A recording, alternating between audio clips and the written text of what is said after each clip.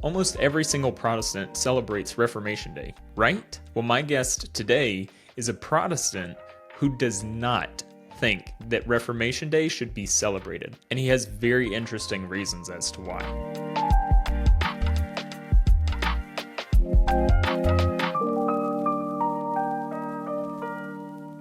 Hey, my name is Matt Poole, and this is Unapologetically Catholic, the show where I talk about the reasons why I'm unapologetically Catholic and think you should be too. And this week, I have the very first non-Catholic guest on this Catholic YouTube channel. I've got John, who runs Charismatic Calvinist, mostly on Instagram, but you do a little bit on YouTube too, don't you? Not really. Every No. once in a while. I do. Yeah. I don't have time. Is this really wait? Because so the last time we talked was from my channel. Yeah. So this is my first time. Oh, okay, cool. Awesome. I hardly keep track, man. Which tells you how invested I am in YouTube, right? I can't even remember which channel we did it on. Yeah. No. I mean, follow me on YouTube. Maybe I'll eventually find the time to start posting on there. But it's mostly just Instagram. Yeah. Yeah. Yeah, I'm excited to have you. I mean, it's an honor to have you on as the first Oh. non-Catholic guest. I've been doing Stop this it. for I got to schmooze you up a little bit, right? Yeah. I think I've been doing this for just over a year, maybe a year and a half now. But Sweet. you posted on Instagram in your story. You Hmm. said that Reformation, basically the just I don't remember exactly what it was, but that like celebrating Reformation Day It's is a Josh Boyd's terrible coded idea. retardism, is what I said. And that's there you go, there it is. Yeah.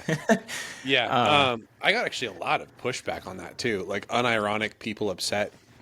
Somebody compared it to D-Day. Like, well, we celebrate D-Day, don't we? So I'm like, dear God. One person compared it to the resurrection of Jesus Christ, and that, well, we celebrate that, and that was a dark day. I'm like, I don't exactly think you can compare the two. But it's a take, I guess. So, yeah, I don't. I think it's stupid. I don't think. I think so. I don't know where you want to go with this, but maybe we'll jump right in.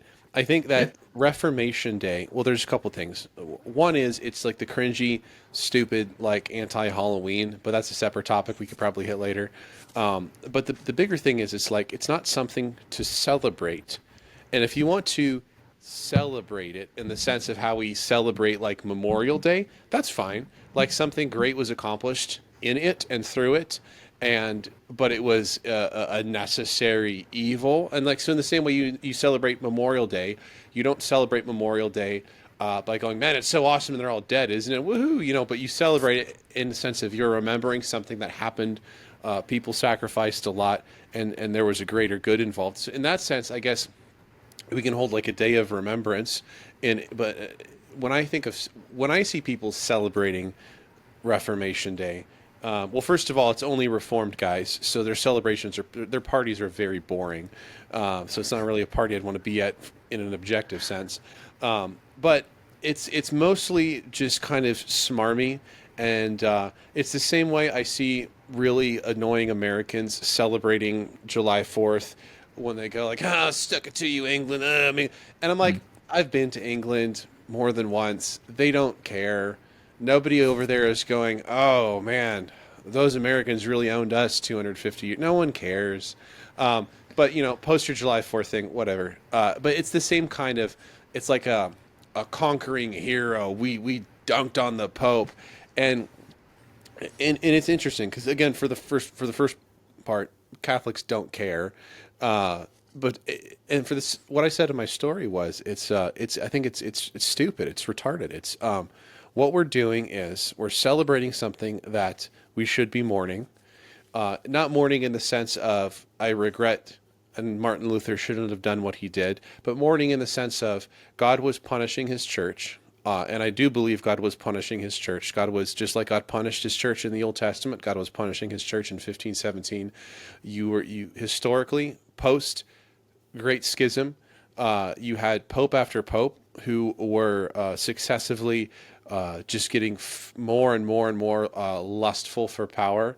You had, Gregory was at the ninth. I can't remember if it was Gregory or if it was. I should have prepped for this. I didn't prep for this.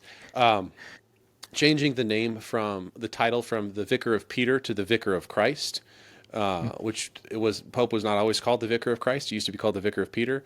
You had one of the popes saying that all of the kings and emperors of the world are like the moon, and he is like the sun, and they derive their power from him. You had one of the medieval popes saying that there is no salvation outside of submission to the Pope. Verbatim said that in 1315, I think, 1350, 13 something or other. So you had medieval popes who were just getting progressively more and more power hungry. The way that I believe it was Gregory handled the King John excommunicated, and don't take the popes. There's so many popes. I get their names, especially the medieval ones, that they only reigned for like 4 or 5 years because everyone died in their 40s back then. It's hard to get the names straight. But the history here is legit. You had, for example, what was it, King Henry or King John, who was excommunicated and then brought back in submission as basically a fief of the Pope. So the nation of England now was no longer an independent sovereign state. It was basically just a vassal of the Pope. And he declared the Magna Carta to be invalid because his vassal does not have authority to submit to things like that without his permission. You had the Holy Roman Emperor who was excommunicated, and then to be brought back, he had to walk over like the Alps, or not the Alps, but he had to walk over a mountain pass and then stand outside of the Pope's castle barefoot 3 days in the snow begging for forgiveness. So you had all these popes who were really flexing, and to be sure, this was during the Investiture Crisis. So there was and you can stop me at any point because I will monologue on history forever. No, you're fine. But you had, those erudite of you in audience might be familiar with the Investiture Crisis, which was the point in history where Catholicism, the church at large, was not centralized like it is now. It wasn't centralized in Rome. You had bishops who were appointed, or this was called investiture, where you'd have a local lord who would say, let's say I'm the lord of, the Southwest, and I own all of Arizona, and I need bishops for my little areas. So I, as the Lord, will appoint these bishoprics to my most loyal subjects. And this was a crisis because the bishoprics were going to, again, the most loyal subjects, maybe a bishopric was given as a reward for something meritorious, or maybe it was just whoever had the most money, or it was a political negotiating reward. And these bishoprics were not going to the most qualified individuals. You had the sin of pluralism, where you had bishops who were holding multiple dioceses and weren't even living in their diocese. They were living somewhere else. They were hanging out with the king in the castle, and their diocese, that was their diocese, but they never visited the parishes. They never visited the diocese, and that's called absenteeism. And then, of course, you have simony. So the Investiture Crisis was something that the Gregorian reforms addressed, which is Pope Gregory, and he addressed them by power flexing, by basically shoving emperors and kings under his thumb and saying, you submit to me or else you'll be excommunicated. And so there was a lot of good that came out of that, and that now the appointing of bishops was centralized in Rome. It was no longer something that a king could do on his own, but the downside to that was now, in my opinion, of course, the downside is now power is more and more and more centralized in Rome. And then each successive pope after that, just more and more and more power. How can I gain more power?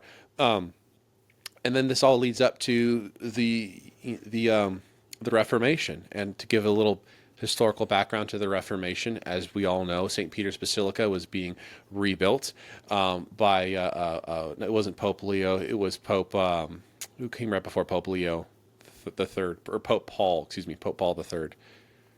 It was Pope Leo, the Reformation Pope. I'll get the Pope wrong. Again, the popes will get wrong, but the history I won't. So what happened was there was a guy named Albert, and Albert already held 2 bishoprics, wanted to hold a third, and the third was an archbishopric. I believe it was of Mainz. And so he goes to the Pope, and he's already committing pluralism and absenteeism and simony, and he wants a third one now because it's even more power. And the Pope says, well, you're not supposed to do that, but I'll sell you the archbishopric for this sum of money, and it's a tremendous sum of money. So he goes to, I believe it's the Pell or the Bell. He goes to a banking family to get the loan. And the Pope says to the loan to purchase the archbishopric. And the Pope says, well, you can pay this back in this unique way. I will grant you these indulgences that you can sell in your in your lands, and half of the indulgences that you sell will go straight to me to pay back the loan, and then the other, straight to the banking family to pay back the loan. The other half of the indulgences, the proceeds, will go to me to help fund St. Peter's Basilica that I'm rebuilding. So Albert gets the loan, and then he goes and sells the indulgences, and he employs Johann Tetzel, who is a monk who goes around telling people, he has his famous jingle, for every coin in a coffer rings, a soul from purgatory springs.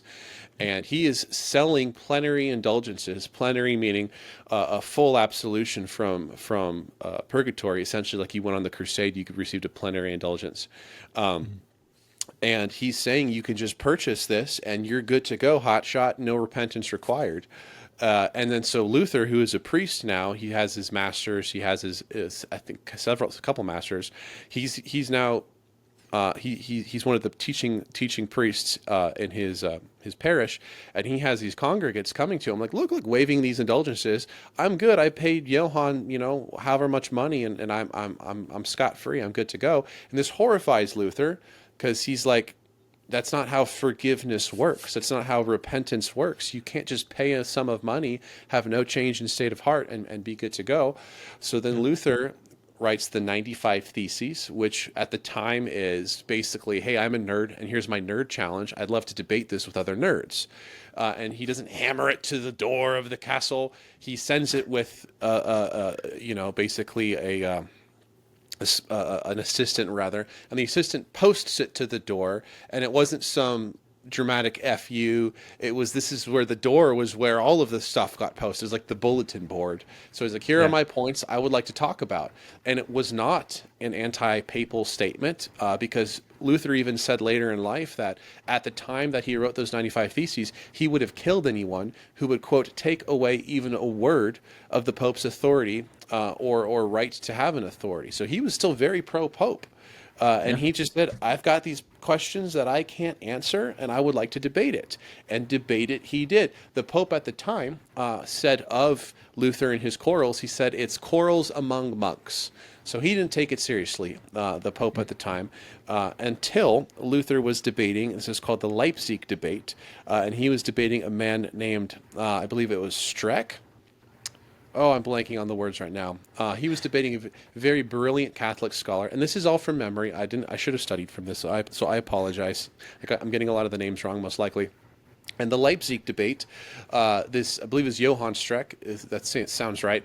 Is a brilliant debater, backs Luther into a corner semantically, and basically gets him to admit that not all of Jan Hus's teachings were heretical. And then Jan Hus, as you might know, came 100 years prior, translated the Bible into the common tongue, and had a lot of anti-papal sentiment, and he was burned at the stake. So by Luther basically being backed into this corner and kind of forced to admit, I don't think all of Jan Hus's stuff was heretical. He is now questioning papal authority because, the Pope and the Magisterium, which didn't exist at the time, but the equivalent of the Magisterium, the Pope and the decided this guy was a heretic. Was the Pope wrong? And so from that point on, from the Leipzig debate on, Luther, in my opinion, that's when his eyes are kind of opened to the issues of papal authority. And that's where after that, he goes hard in the paint against the Pope. He writes a couple different pieces of work against papal authority. He's excommunicated in 1521. And now we have what we have now. But long story short, the background to the Reformation was not a debate over theology. It was not about Sola Fide. It was not about Sola Scriptura. It was about who has the authority to decide these things. And yeah, certainly Sola Scriptura and Sola Fide were issues at the time, but they were tertiary issues. It's like you go to the American Civil War. If you want to make it all about slavery, you're being unfaithful to objective history. Slavery was an issue, but the big issue was who has the authority to decide the issue. Is it the federal government or is it the states? So the people get the Reformation all wrong. They ignore the objective, the contextual history, as well as the lead up to it, where you have Jan Hus being burned at the stake in Bohemia. You have John Wycliffe being killed. You have, again, a historical buildup of papal power to address certainly some legitimate issues like the Investiture Crisis. But now you have a Renaissance Pope who is used to basically reigning and ruling unchecked. He thinks that he's the son and all rulers in the world, derive their authority through him. And so he won't have any of this. He won't be questioned for a second. And I'm sorry, I'll let you get a word in here because what happens next is also an issue. But the long story short is it was a necessary evil. And I believe history does play it out as a necessary evil. So that being the case, we shouldn't be celebrating the evil. We should be remembering and admiring the necessary, but not celebrating. Yeah. Yeah, and that was one point that struck me because growing up, so like I grew up Southern Baptist, like Reformed Calvinist Southern Baptist, and it was always every time October 31st came around, not my entire life, but for a good chunk of it, it was, it's Reformation Day. We stuck it to the Catholic Church, and thank God for the rediscovery. And I think that's something that a lot of people miss, and is like, oh well. It wasn't like Luther didn't go into it thinking, yeah, Absolutely I'm going to split and start a whole new thing. And I'm going to leave completely and I'm going to go start my own thing. That wasn't his intent going into it. And, obviously being Catholic and you being Protestant, we're like going to disagree on some of the points around the Reformation. But I think it's important to remember, this is, no one should be celebrating the church splitting and there being divides, right? It's the same thing with Orthodox. No one should be celebrating the Catholic Orthodox split. Yeah, people think Reformed guys are the angriest Protestants, and Orthodox are by far the angriest Protestants. By far. Yeah, they are. I've had some interactions online. Well, it's interesting because the folks online are very different from an Orthodox priest. Oh yeah, they're vastly different. But so when you posted that, it kind of shocked me a little bit because I think you were the first Protestant that I've ever heard.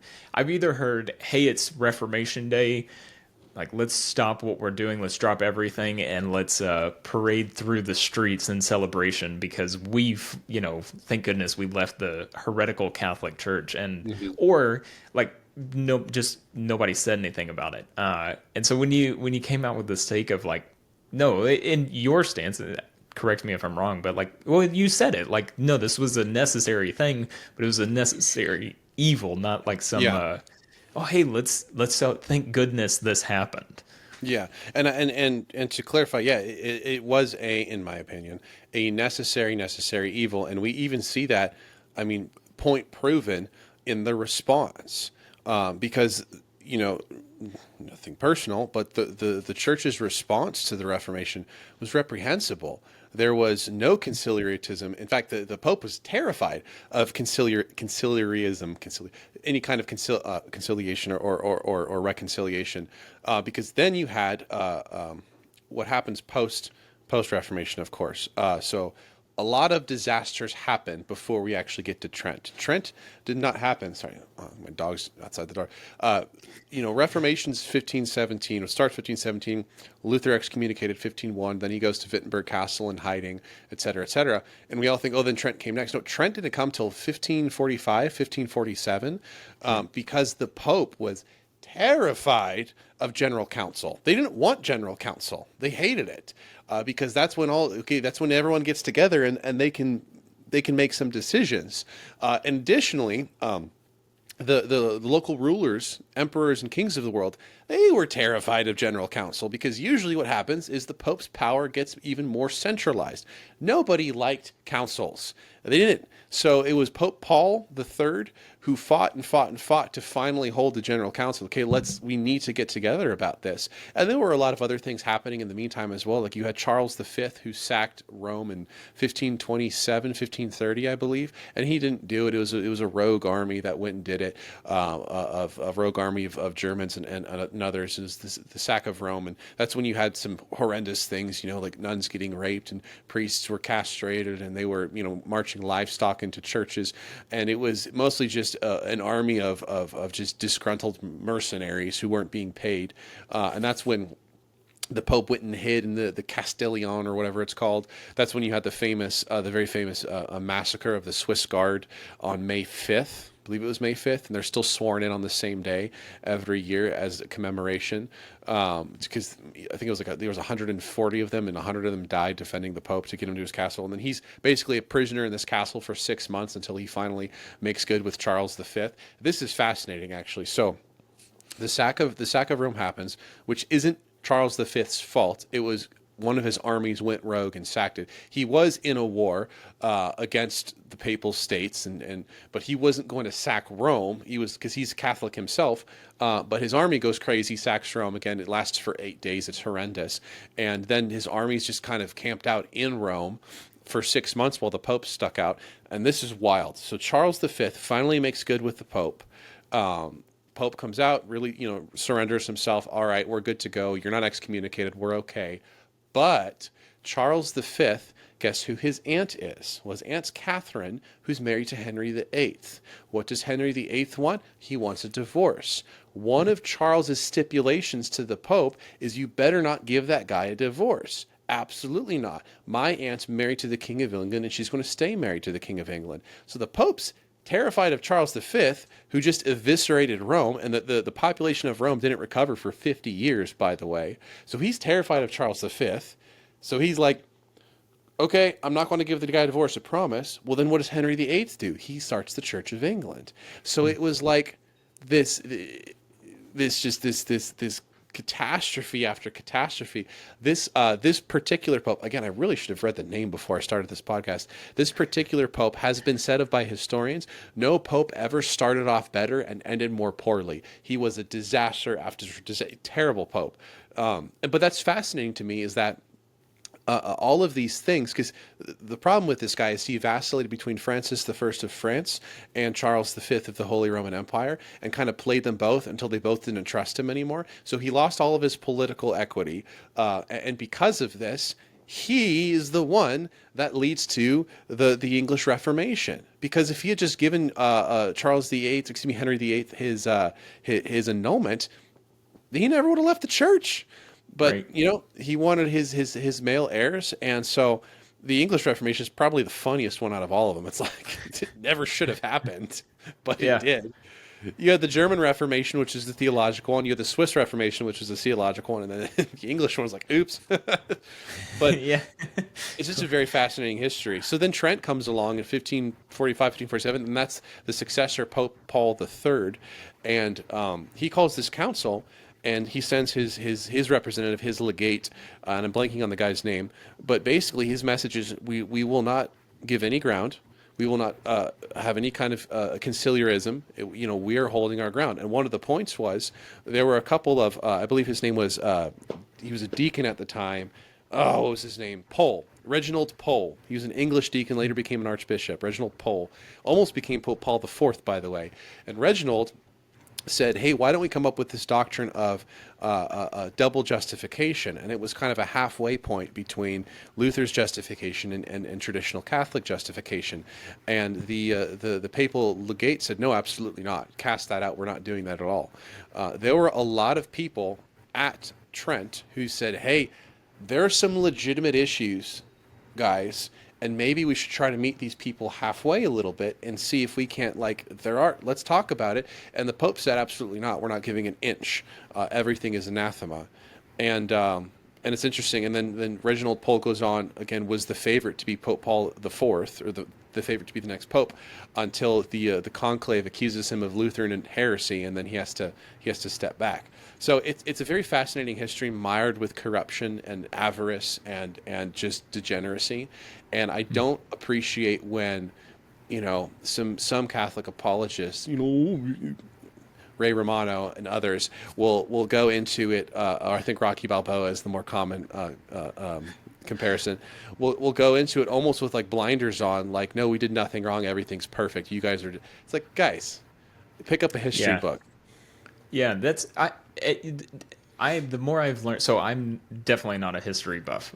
You know significantly more about history than I do, but I do know that anytime I hear from any position on anything, if anybody tries to make history like this clear cut, really pretty, like these are the good guys, no questions asked, and these are the bad guys, no questions asked, and the good guys did everything perfectly right, and the bad guys did everything horribly wrong.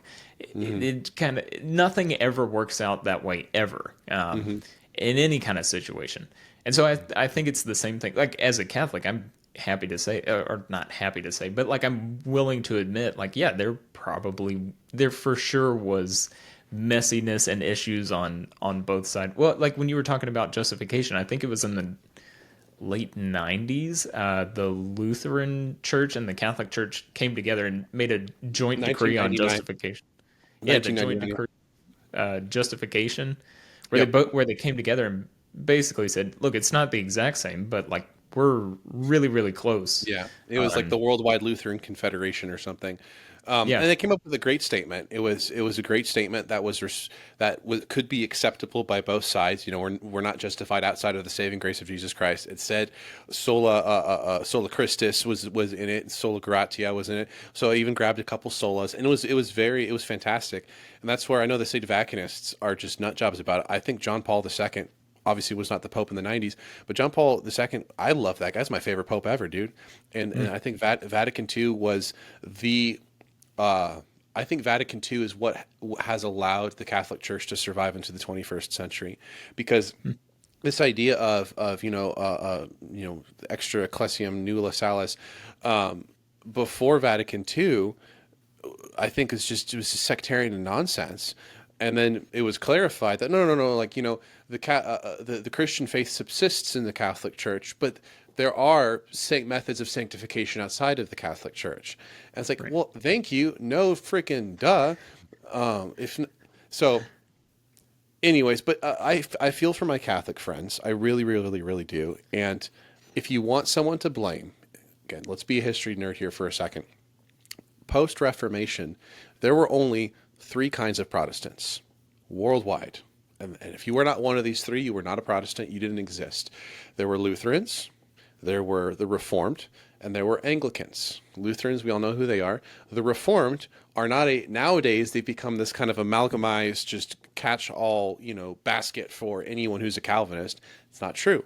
The Reformed were the Swiss Reformation. It was Zwingli and Calvin, and it formed the Swiss Reformed Church. And that's where we get Presbyterians in Scotland. They are Reformed, but they're Reformed after Zwingli. And who are they? Well, they're spiritual presence about the Eucharist, and they are covenantal Paedo-Baptists, okay? And then you have the Lutherans, Lutherans are basically Catholics, just with sola fide. Everything else is the same. You guys get over it. They're Catholics. And then Anglicans are Catholics with bad food. So it's just like, you had three kinds of Protestants, and only one of them resembled anything like you see nowadays. So where do we get 45,000 denominations? Well, for starters, that's a bad statistic. 45,000 denominations also includes Catholic parishes, by the way, or Catholic dioceses. That figure is a fallacy. But there are thousands of Protestant denominations. So where do we get those from? Well, you can thank your founding fathers for that, because there were groups during the Reformation era, the 16th century, groups like the Anabaptists. The Anabaptists came out of the Swiss Reformation. They took Zwingli's memorialism and ran off with it and went crazy. And then Zwingli didn't like them either. Zwingli hated the Anabaptists. In fact, they drowned them because they were Credo Baptists. So they thought it was like the ultimate irony. Let's execute them by drowning them. It's like, you want to be a Baptist? And so nobody liked the Anabaptists. They were like less than 1% of Protestantism. They didn't exist in any sense. Like calling the Anabaptists mainline Protestants would be like calling JWs mainline Christians, right? And then in England, the version of that was the Puritans, the Congregationalists, the Quakers. And again, they were like less than 1%. They were not a significant. They were not statistically significant. The only reason we know about the Puritans is because they were so persecuted they had to leave the country and they went to Plymouth. Okay, that's the only reason about it. So you want to blame someone, you can blame America, because why? Why you get to America, you get to the foundation of the United States, and the founding fathers, who many of whom were not Christian. Okay, briefly, the people who signed the Declaration, the people who signed the Constitution of the United States, I believe it's 55, 56 signers.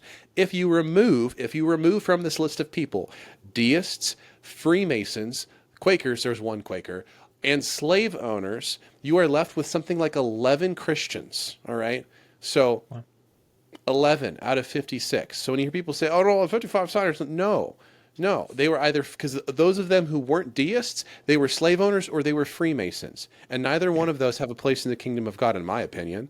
So you're left with like 11 Christians. So anyways, you have the founders of the United States, anti-magisterial Christianity. They hated magisterial Christianity. That was the whole point of this country, was escaping religious persecution, right? The Puritans. So they bake into our founding documents the freedom of religion, which sounds great at face value, but then you realize, no, hold on, it's actually these Enlightenment agnostic thinkers who hate the idea of organized, powerful religion. They hate it.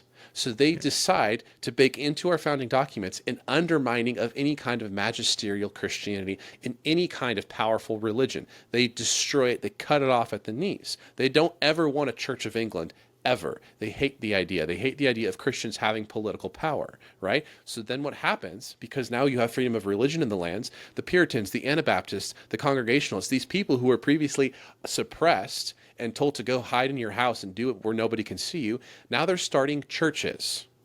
And that's where you get thousands and thousands and thousands of Christian denominations. And this gets even worse with the Second Great Awakening, when individualism and democracy and democratic ideals are just going nuts, going bonkers. Now all of a sudden religion moves from the outward to the inward. You have the Oneida cult, you have the Mormons, you have the freaking. That's where you get the birth of the Adventists, which leads to JWs. But it all comes from this American sense of individualism, of personal liberty. It's not a Protestant problem. It's an American problem. Yeah. Yeah. Huh. That's interesting. That's I feel like I've gotten a history lesson. This is all really good though. I apologize, but No, it's good. Well, not to derail or sidetrack, but okay, so the Reformation isn't good. I guess I'm trying to think of the right way I want to ask this. Like, if you were to go back in time and you could say, here's the picture perfect like solution to the problem, because there's a problem, but here's what would be done differently. Here's what I think should have happened that could have kept the church one instead of splitting and then splitting and splitting and splitting. What do you think? Well, dozens of things. For starters, things that never would have happened ever. Trent could have been conciliatory. It could have stretched out an olive branch. The Diet of Worms could have been conciliatory. It could have stretched. It didn't. And here's the thing: is none of these. It was the pride and the arrogance and the hubris of the age. It was, if you don't have political power, we're not going to listen to you. What does this monk have to teach us? What does this monk have to talk about? Nothing. And if we're going to deny the fact that the church was extremely centralized, extremely political, if we're going to pretend like the Medici family didn't buy popes, we're just being ignorant. We know that Catholics will admit to the simony of the age. So if we're going to pretend like there wasn't corruption, it's just unfaithful to objective, undeniable history. Now, to answer your question, what could have happened? Again, this is a mythical world because this never would have happened. But again, it's conciliarism. It's like, hey, you got some points. Let's consider this double justification. Let's invite Luther in, the Lutherans, the entire church, Philip Melanchthon. Let's talk about this with the leaders of the movement. Guys, we want to be one church, as you all do. How can we work towards this? What can we do about this? But then you look at, what was it, the Augsburg Confession. So Charles V when he gets finished with his wars with France in 1530, after he sacks Rome, well, oops, he invites all of the princes, because you got to think Holy Roman Empire at the time, Germany. It's not Germany. It's an amalgamation, a confederation of like hundreds of German lords and princes, right? It's a very confusing geography, German history is. So he invites all of these princes to his place, and he's like, hey guys, we need to talk about this Lutheran thing, because I've been out fighting a war and it's a problem and we need to put it to rest.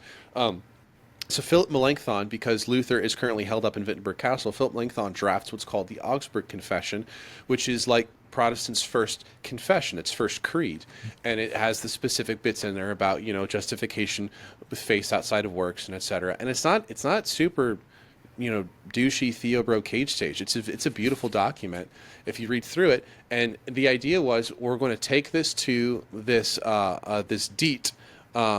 And we're going to talk with the emperor about it and show him what we believe and see if we can come to an understanding. Similar to how Justin Martyr wrote Apologist to the emperor. Here's what we actually believe. Can we talk this through and figure out? And the spirit was of reconciliation. Let's reconcile. Let's get together. And the emperor had none of it. Had none of it. I'm not touching that. I'm not looking at that. I'm not listening to you. And he gave the German princes 1 year to renounce their Lutheranism and come back to the Catholic Church.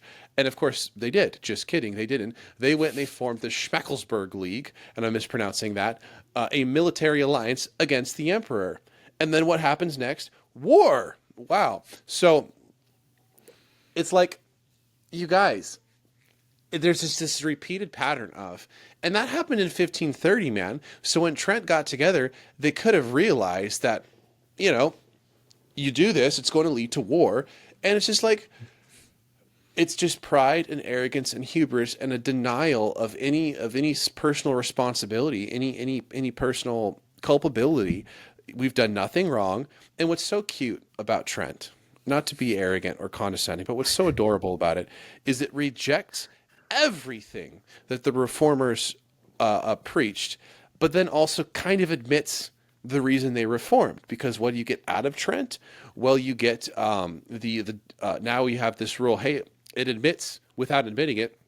Yeah, all of our priests kind of are retards. So now we're going to start a college in every single diocese, a seminary, and every single diocese must have a seminary or a university to train future pastors, to train future priests. And it was a very self-serving. It wasn't to give the congregations and the laity better Bible teaching. It was because they wanted to root out future Luthers before the problem happened. Because before, to become a priest, you didn't have to go to seminary. So you'd have priests out there who didn't know how to deliver a homily. They didn't know how to answer apologetic questions. They were idiots. So now we're like, okay, we're going to train all the priests. They will all go to seminary. And again, it wasn't to like better equip the saints with shepherds. It was just because they wanted to catch future Luthers before they made it into the church. But it was in some sense admitting that, yeah, our priests aren't very well trained. They don't really know what they're doing. So it's frustrating the way Trent was handled. It poured, I said in my story, it poured concrete over the Reformation. Any chance of reconciliation was just done.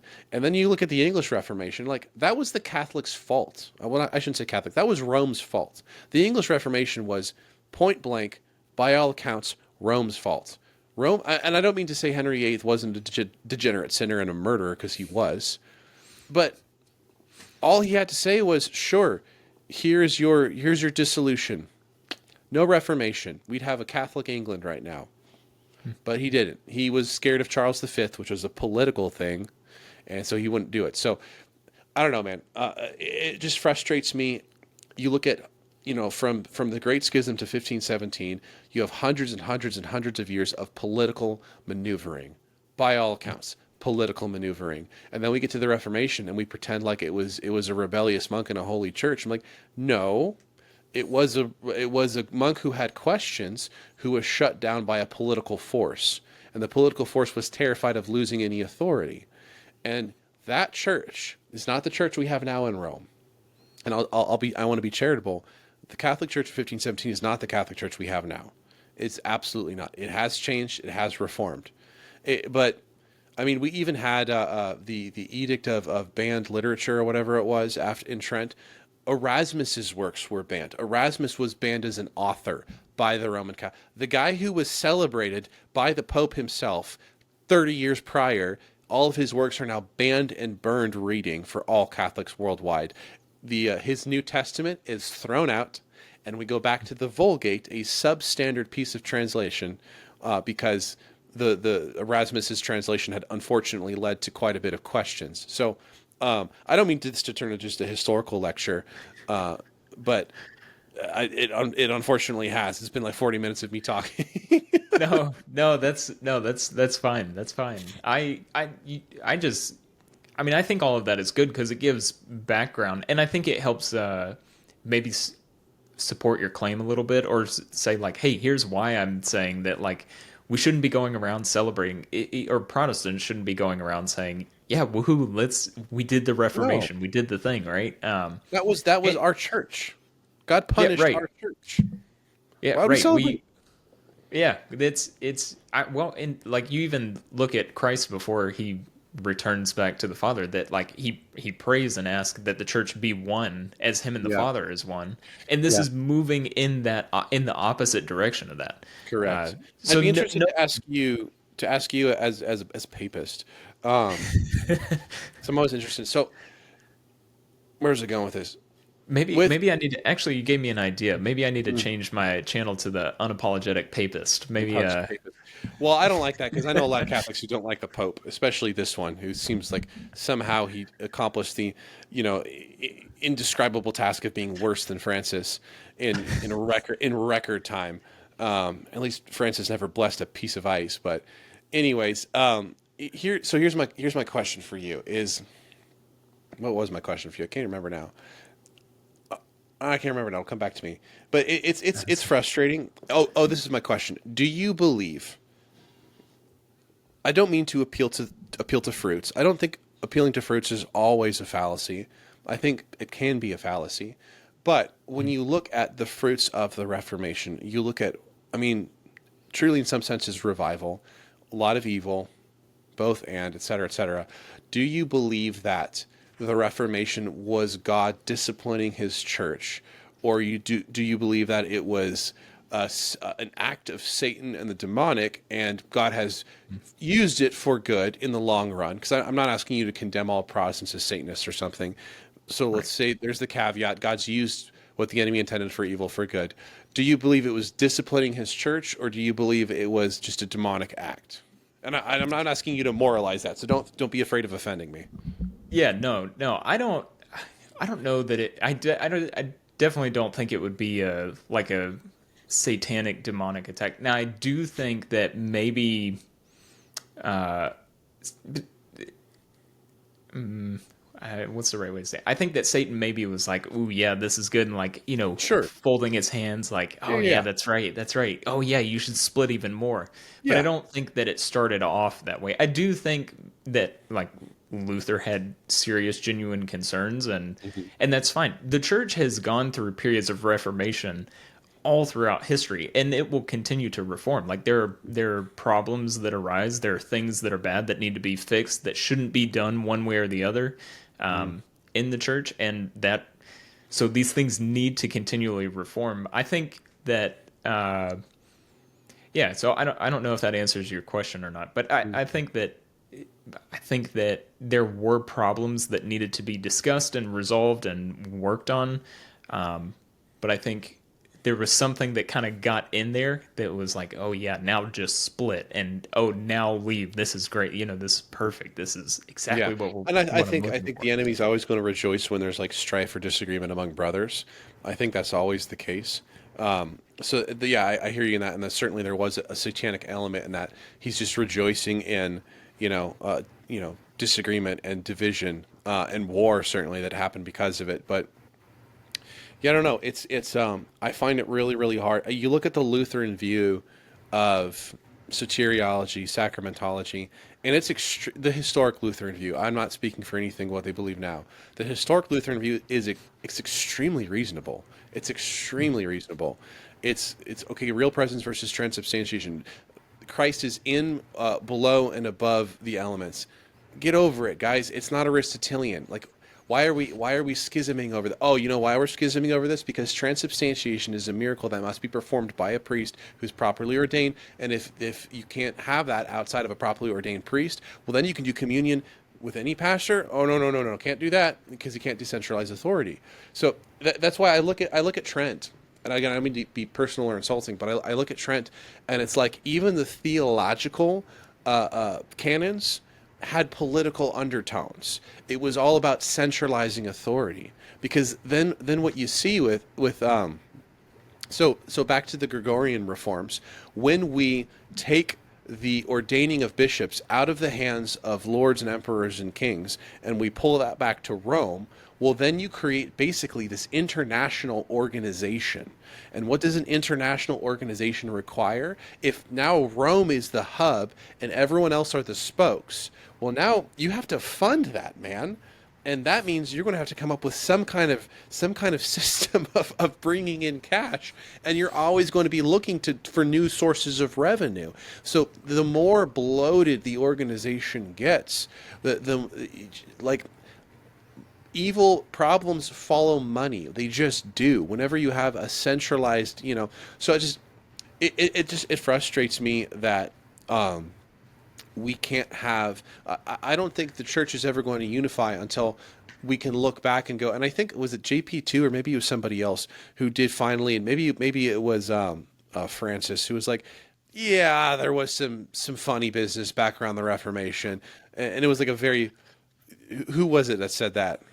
I think it was Pope Francis. I think it was like Yeah. a interview on an airplane or something. Yeah, I it seem was to like remember that. super passing, and like, but he Yeah. was like, yeah, they're oh, well, sorry, but we're good now. And it's like, okay, well, hey, man, and here's the problem, and this goes deeper into theology, but it's like when you dogmatize things, and this is the problem I have with, I don't have a problem with the Catholic Church. I do have a problem with papal authority, because it's like when you dogmatize things, to me, that's extremely dangerous. And I realize that dogmatization is not exclusively a papal authority. It's usually by consensus. It's usually it's from a council. Gosh dang it! I realize it's usually not. It's not ex cathedra from the chair. Usually, it's just the Pope confirming a consensus that already agrees.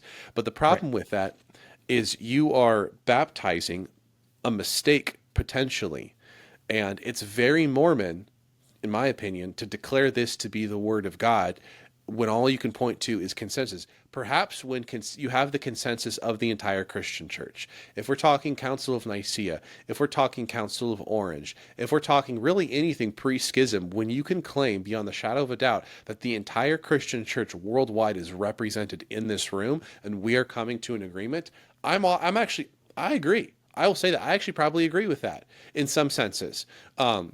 That you can actually at least claim, with some legitimacy, that we're all coming to agreement. Now, there's even that comes with issues, because then you look at the Mariology issue with, and I'm looking at. We're not going to get into that, but I don't know how you can, with 40%, 50% of the Christian population of the world, make a statement on God's behalf. And what's so dangerous with that is now you are setting up this chain of events where, as history evolves and culture changes, not to say that the church changed with culture, but now we are stuck with things that were decided hundreds of years ago. And it's like, maybe that was a product of, not that we changed with culture, but maybe that decision was a product of a lot of spun up emotion and drama in the moment. And given a little more time for things to bake themselves out, we might have made a different decision. So I'm back. The laptop died, but we're back. And that was a perfect time to transition into the next topic of October 31st and what the holiday has been about for a long time and what it is. It's Halloween, right? So that, growing up, actually it's funny because the Reformed church I grew up in was super anti-Halloween for the longest Oh time, yeah. and then it kind of transitioned into, oh, now we're going to celebrate it as Reformation Day. Yeah. And I didn't Dorks. learn about I didn't learn about like what Halloween actually was until becoming Catholic. So from your perspective, what's your take on Halloween? Well, I mean, I'm probably the same take you do, which is it's a historical Christian holiday. It's unfortunately been popularized by a bunch of naughty pagans, but that doesn't mean we should stop celebrating it. It's. I grew up in the evangelical world. I am an evangelical, and it's unfortunate just to see the just the mental, I call it mental midgetry. Mental midgetry is how people treat it, and they think it's so straightforward. They're like, well, skeletons and ghosts and witches, it's demonic, and I see a bunch of that around Halloween, so thus Halloween must be demonic. And I'm like, okay, I see Christmas trees everywhere during Christmas. Christmas trees are pagan. Why is that bad? Well, because those are pretty. They're pretty. They're not spooky. And it's like, look, I get it, man. There's a lot of goofy, dark stuff around Halloween. There's a lot of the witches and the zombies and everyone's just like this over the last 10 years has just been like chicks' outfits have just gotten sluttier and sluttier every year. So like I understand like the reservations. But to me, it's a mark of a very, very small, very small, closed mind. Someone who can't look at objective history and make an objective decision. And I'm not saying that anyone who disagrees with me is a moron. I do think that, but I'm not saying that about everything, though, not just Halloween. But if you can admit honestly, yes, this is a Christian. It's a historical Christian holiday. All Saints' Day is November 1st. All Hallows' Eve is October 31st. If you can admit that and say yes, gift giving, trick or treating was a Christian tradition. Not gift giving, trick or treating is a Christian tradition. You go to someone's door. Hey, will you pray for my loved one, my departed loved ones, and I'll give you a cake. It's a Christian tradition. The Wiccan celebration of Halloween is very new. It's very new, and Christian trick or treating predates it by hundreds of years. And to me, it's cowardice. It's my friend David Ladding, who's a tremendous follow. You should go follow him. He talks about the saints of old, like when up Saint Boniface goes and chops down Zeus's tree, and he's like, if he's real, he's going to strike me down. So like nothing happened. And it's this idea that I hear these Christians, and this is how I grew up, where it's like October 31st rolls around and we turn the lights off in our house. And my parents, they would even pull the front bench in front of the door so that nobody could even ring the doorbell. And we're hunkered down and hiding. And it's like, what is this if not fear? And fear of what? Fear of little kids ringing the doorbell. And so it's so stupid, man. It's so dumb. And then people say, "Oh, we'll make our own traditions around Halloween. We'll go see a movie." And I said, "We did that. We went and saw a movie. You know what I thought as a kid? I thought it was gay." It's like we leave our house, we see all of these kids walking around in fun costumes, getting candy, having a blast. And what are we doing? I'm putting on, my hoodie and my jeans, and we're going to go watch a movie. It's gay.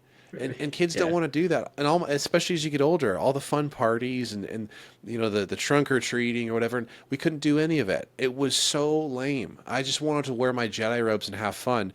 And so here's the thing: kids are not going to remember your silly, goofy, unbiblical spiritual takes. They're not. They're not going to remember them. They're not going to respect them. What they are going to remember is that they had one day a year when all of their friends got to have fun and they didn't.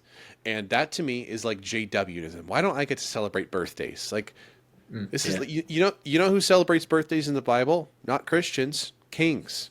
It's always find me one Christian in the Bible who celebrates his birthday. It's always like, I'm the king, I'm the greatest, everybody worship me on the day of my birth. But we celebrate birthdays because Yeah. it's harmless. It's harmless. Yeah. It's this stupid pseudo spiritual hyper charismatic crap that says like demons can live on candy, or if I go to somebody's house, I'm going to catch their demons, and it's like, None of this is in the Bible. We're the Sola Scriptura guys, right? Where's the Scriptura here? It's this pseudo spiritual kind of received accent, if you will, like a received accent of. And what I mean by that is it's not something you learn on your own. It's something you receive. This is the way we do it, and it's like the video I respond to. You'll give demons legal rights. Where is demons getting legal rights in the Bible? Is God in like a some kind of civil court up there fighting for custody? Like Yeah. this is the gayest thing I've ever heard. Yeah, And just I let your kid wear the costume, man. Gosh. yeah, so not growing up not doing Halloween. I love letting my kids go out and go trick or treating. But Hmm. I think like for us there's we really harp on kids like, okay, well, what is Halloween? Oh, it's All Hallows Eve. So there must be a Hallows Day. So what is All Hallows Day? And then we talk about, Yeah. oh, that's All Saints Day. And I don't know, it's a shame that, for me growing up that was pushed to the side and that's not ever talked about. Because Yeah. it is something like the fact that God can take human beings, fallen sinners, and make us into saints in heaven Yeah. is insane, and it speaks Yeah. volumes. And I think you can have all of the like commercialized, oh, let's go trick or treating, and yeah, we're going to get candy for people and everything, but like we try to take it back, like, oh, well, why are we celebrating this? Why are we going Yeah. and getting candy, and why are we giving candy out? Oh, because we're celebrating the fact that on November 1st we have All Saints Day, November 2nd we've got All Souls Day, and so it's like Yeah. this is, I don't know, it's a great time. And then so I'll even talk to my kids too about, hey, we have skeletons in our front yard at our house, and we've got tombstones all throughout the yard and everything. And why do we have all that stuff? Well, because death is coming for everyone. But we know as people who have hope, right? Like by the grace of God, death is not the end. Um, Yeah. Well, and so it's it's just not. it's just not that deep, man. It's like I love that. I love the Catholic tradition. I love the Catholic holiday. If you want to make it about as an evangelical, if you want to make it about that, go for it. Talk to your kids about, the departed saints, go for it. Or don't, cuz it's just not that deep. It's a day when you go and get candy. It's not that freaking deep, guys. It's like chill. Why do we have to make everything demonic? I'm like, oh my gosh. It just I get so much fatigue with that, man, because it's so not biblical. None of it's biblical. And what it teaches kids, what I learned, so this is my experience. So this isn't just me shooting from the hip. It teaches kids to be afraid of the demonic. It teaches kids to be afraid of Satan, afraid of demons. It teaches kids that if you do the wrong thing by accident, you might get oppression. You might get possession. And you can't do anything about that. You have to be super careful. If you give a demon legal rights by accident, oh no! Now you have to say a special prayer where I renounce the legal rights in the demonic realm. I renounce it. I replace it with. And it's like, where are you getting this from? Oh, Michael Heiser. Okay, are you getting it from the Bible? Is there a single verse where any of this is outlined? No. I believe there's a divine council in heaven. Yeah, I believe there's a divine council in heaven. Do I believe demons are a part of that? No. And it comes back to like Satan coming to Job or coming to God to talk about Job. Like, have you seen my servant Job? What can I do to him? Okay, that's Job. Okay, you're not Job. You are some guy working some job. Satan doesn't care about you. Okay, and this is more of a broader conversation about demonology, but there are a finite number of demons. Okay, there's only a certain amount of them, right? 1/3 of the heavenly host fell. 1/3. You can't have 1/3 of an unlimited number. 1/3 means that there's only a certain amount. Whether that means there's billions of them or there's thousands of them, who knows? But 1/3. So there's a finite number, right? And they can't be everywhere all at once. If there were billions of them and we all had our personal demon, I think life would be a lot more difficult than it already is. So I don't think there's billions of them. But there's a third. Okay, so that means one, they're outnumbered 2-1 by angels. So however many demons there are, there's twice as many angels. And there's also God and Jesus, by the way. Demons are not omnipresent. They're not omniscient. They don't know all things. They aren't in all places at all times. They don't have, who knows, they're corporeal beings. They're created beings. They are like us, okay? They don't sleep. They probably don't get tired, right? They probably can transport themselves instantaneously to different parts of the world, but they're not omnipresent. They're not in all places at all times, right? So if you have an army, if you have any kind of army, but in this case, a heavenly army of demons, right? You're not going to deploy your soldiers to Barbara, right? And you're not going to try to possess your kids through a Snickers bar, because what kind of allocation of resources is that? If I've got like Trump trying to defund Planned Parenthood, and I've got like, Pope Leo trying to bless an ice rock. Well, like, you don't need to bother with him because he's already doing your job for you. You don't need to get in his way. Yeah, great. You're already you're already driving this car off the road. Like, keep going, buddy. But you got bigger fish to fry, right? Way bigger fish to fry than Barbara and her kids getting candy. You're not going after the kids. The kids aren't going to do, who cares? Like, now that being said, we live in a fallen world. Many things are influenced and affected by the demonic, and because of that, we interact with lots of things that are very dark. And I'm not saying that you've never interacted with the demon. You might have. There might be a demon oppressing you for some reason.